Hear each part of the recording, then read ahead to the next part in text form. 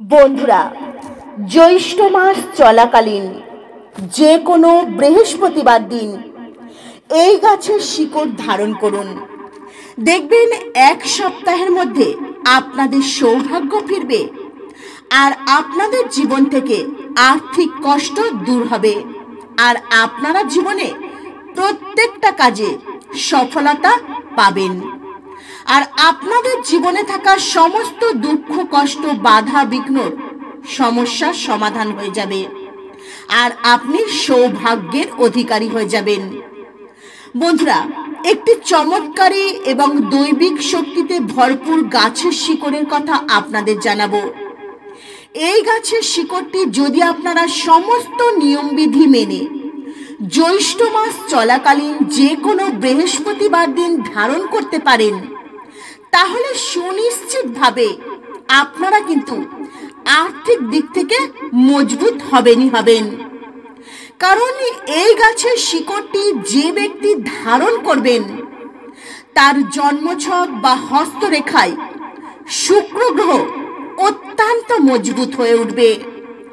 এর ফলে আপনারা যে দিনরাত কঠোর পরিশ্রম করবেন সেই পরিশ্রমের ন্যায্য মূল্য পাবেন।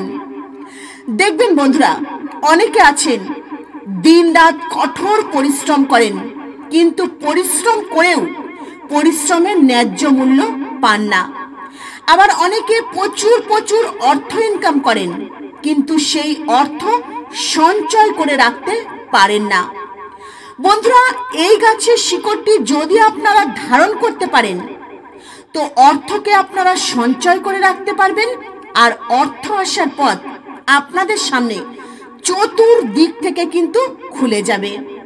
বন্ধুরা, অর্থ ইনকাম করতে কিন্তু কঠোর পরিশ্রম করতে হয়। এই কঠোর পরিশ্রম করে আমরা যে অর্থ উপার্জন করি তা অনেক সময় সঞ্চয় করে রাখতে পারি না। অযথা জলের মতো কিন্তু অর্থ খরচ হয়ে যায়। তাই অর্থকে সঞ্চয় করে রাখা কিন্তু ভীষণই কঠিন একটা ব্যাপার। বন্ধুরা, দেখবেন অনেকে আছেন প্রচুর অর্থ ইনকাম করেন কিন্তু সেই অর্থ তারা সঞ্চয় করতে পারে না। তাই আজ যে রাজা কাল কিন্তু সে ফকির হয়ে যায়। তাই বন্ধুরা, অর্থকে সঞ্চয় করে রাখতেই হবে, অর্থকে সঞ্চয় করে রাখা শিখতে হবে। তো বন্ধুরা, চলুন আপনাদের জানাই এই গাছের শিকড় কোন কোন ব্যক্তি ধারণ করবেন। তার আগে আমার প্রত্যেক বন্ধুদের কাছে অনুরোধ রইল, আপনারা ভিডিওটি সম্পূর্ণরূপে দেখবেন। ভিডিওটি দেখে যদি আপনাদের ভালো লাগে তাহলে একটি লাইক করে দেবেন আর কমেন্টে জয় মা লক্ষ্মীর জয় লিখতে কখনোই ভুলবেন না। আর আমার চ্যানেলে যদি নতুন বন্ধু হয়ে থাকেন চ্যানেলটিকে সাবস্ক্রাইব করে পাশে থাকার অনুরোধ রইল। তো বন্ধুরা, চলুন সবার প্রথমে আপনাদের জানাই এই গাছের শিকড়টি কোন কোন ব্যক্তি ধারণ করবেন। যে সমস্ত মানুষ আর্থিক দিক থেকে অনেক বেশি দুর্বল হয়ে রয়েছেন, যাদের কর্মে উন্নতি হচ্ছে না, পরিবারে এবং সমাজে অনেক বেশি গোপন শত্রু রয়েছে, সেই শত্রু চাইছে আপনার ক্ষতি করার, যাতে আপনি কিছুতেই জীবনে উন্নতি করতে না পারেন। আপনাকে একদম দুর্বল করে দিতে চাইছে যাতে আপনি কোনোভাবেই মাথা উঁচু করে দাঁড়াতে না পারেন। সেটা কর্মক্ষেত্রে, পরিবারের, সমাজে, সব জায়গায় আপনার মাথা নত করে দিতে চাইছে। তারা কিন্তু কোনোভাবেই কোনো দিক থেকে আপনার ক্ষতি করতে পারবে না যদি আপনারা এই শিকড়টি ধারণ করতে পারেন, যদি এই শিকড়টি আপনার শরীরে থাকে। বন্ধুরা, তন্ত্র শাস্ত্রে কিন্তু এই গাছের শিকড়ের কথা উল্লেখ রয়েছে। বিভিন্ন তান্ত্রিক ক্রিয়ায় এই শিকড়টি প্রয়োগ করা হয়। বন্ধুরা, যে শিকড়ের কথা আপনাদের জানাচ্ছি এই গাছটি কিন্তু ভীষণই দুর্লভ একটি গাছ। এই গাছটির মধ্যে দৈবিক শক্তি রয়েছে। এই গাছটির মধ্যে দেবদেবী বাস করে। এই গাছটি এমন কোনো বাঙালি বাড়ি নেই সেই বাড়িতে নেই।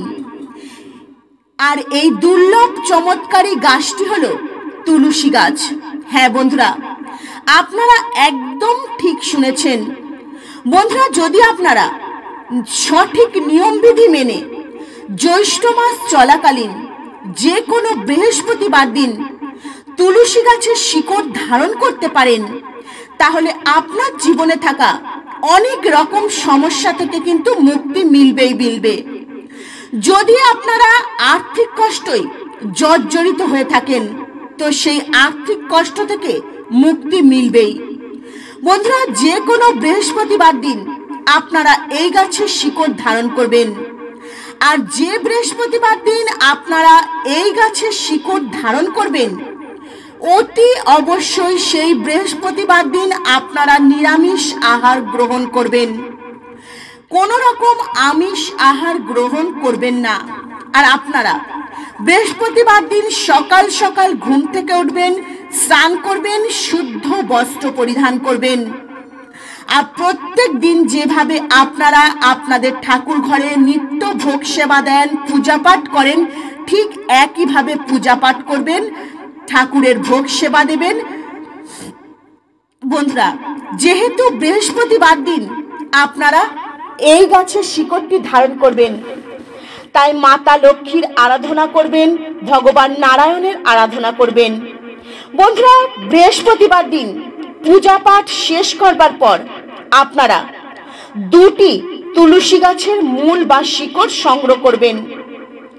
বন্ধুরা, ভুল করেও আপনার বাড়িতে যে তুলসী মঞ্চে আপনারা সন্ধ্যা প্রদীপ দেখান, পূজা পাঠ করেন, সেই তুলসী মঞ্চ থেকে তুলসী গাছের শিকড় তুলে নেবেন না। বন্ধুরা, দেখবেন প্রত্যেক গৃহস্থ বাড়িতে অনেক জায়গায় কিন্তু তুলসী গাছ থাকে, বাড়ির এখানে সেখানে তুলসী গাছ থাকে। তো সেই তুলসী গাছের শিকড় আপনারা তুলবেন। আর এই শিকড় খুব ছোট ছোট নেবেন, 1 থেকে 2 ইঞ্চি মাপের নেবেন, খুব বেশি তুলবেন না। আর এই শিকড় তোলার আগে আপনারা কিন্তু অবশ্যই তুলসী গাছের গোড়ায় 1 ঘটি শুদ্ধ পরিষ্কার জল ঢেলে দেবেন। তারপর আপনারা কিন্তু এই শিকড় সংগ্রহ করবেন। বন্ধুরা, ভুল করেও কিন্তু তুলসী মঞ্চ থেকে তুলসী গাছের শিকড় নেবেন না। আর হ্যাঁ বন্ধুরা, এমন করে তুলসী গাছের শিকড় তুলবেন যাতে তুলসী গাছ শুকিয়ে না যায়, মরে না যায়। তাই অতি অবশ্যই কিন্তু অল্প 1 থেকে 2 ইঞ্চি মাপের শিকড় তুলে নেবেন। আর বন্ধুরা, তুলসী গাছের শিকড় তুলবার সময় অবশ্যই মনে মনে আপনারা ভগবান শ্রীহরি, মা লক্ষ্মীর নাম জপ করবেন। হ্যাঁ বন্ধুরা, নাম স্মরণ করবেন, হাত জোর করে প্রার্থনা জানাবেন। আপনি যে মনস্কামনার জন্য এই তুলসী গাছের শিকড় তুলে নিয়ে আসছেন, সেই মনস্কামনা মনে মনে কিন্তু হাত জোর করে জানাবেন।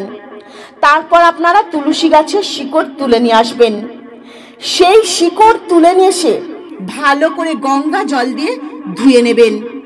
তারপর ওই শিকড় আপনারা আপনাদের ঠাকুর ঘরে নিয়ে চলে যাবেন।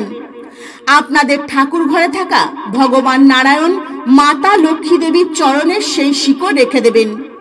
তারপর ধূপ প্রদীপ দেখিয়ে আপনারা কিছুক্ষণ ভগবান নারায়ণ, মাতা লক্ষ্মীর পূজা করবেন। আর ওই শিকড়টি কিছুক্ষণ মাতা লক্ষ্মী, ভগবান নারায়ণের চরণে রেখে দেবেন। তারপর বন্ধুরা, আপনারা কিন্তু হাত জোর করে আপনাদের মনস্কামনা অবশ্যই জানাবেন ভগবান নারায়ণ, মাতা লক্ষ্মী দেবীর সামনে। তারপর আপনারা ওই শিকড় আপনাদের হাতে তুলে নেবেন। হাত জোর করে কিন্তু অবশ্যই প্রার্থনা করবেন। তারপর ওই শিকড় আপনারা মাতা লক্ষ্মী ও ভগবান নারায়ণের চরণ থেকে তুলে নেবেন।